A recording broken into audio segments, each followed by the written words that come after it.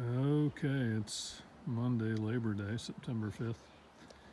I'm on my way south from North Cascades down to Utah. I'll probably stop halfway somewhere in Idaho tonight.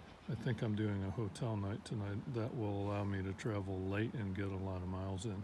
That's what I'm trying to do for most of the rest of the trip. I'm making one extended stop in southern Utah to see some national parks, but the rest of the time I'm just trying to get miles to get home, because at this point it's going to be more than 80 days by the time I get home, and that's longer than I intended.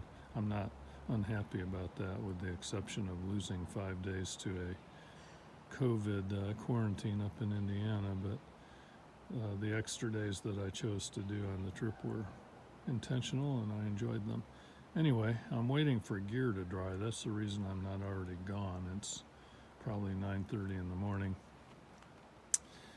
And I'm showing you some packing in the back of the car, so I keep evolving the packing a little bit, and it occurred to me this morning that these stacking buckets, if you see that yellow bucket right there, but next to the water bottle, there's two big collapsible buckets. They hold about 2 gallons, 3 gallons maybe. They are stacked inside of each other, and then inside of that are some smaller plastic containers with gear in them that are stacked, and then some water bottles. I used to have the buckets in the cargo rack here. In this rack I keep 2 big water jugs and a big cooler. Right now I've got my rain fly draped over it to dry it out a little bit. My tent is over there drying out, and I've got a camp chair over there in front of the car drying out. But the camp chair is another change I made. I've started folding it and putting it in the car during the day. It used to be in the cargo rack. So as you know from other videos, I have my bedding on one side of the car and cargo on the other side, and then cargo in all the holes down below.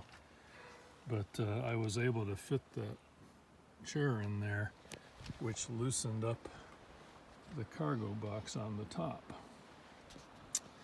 So the other thing I'm doing is using these bear containers.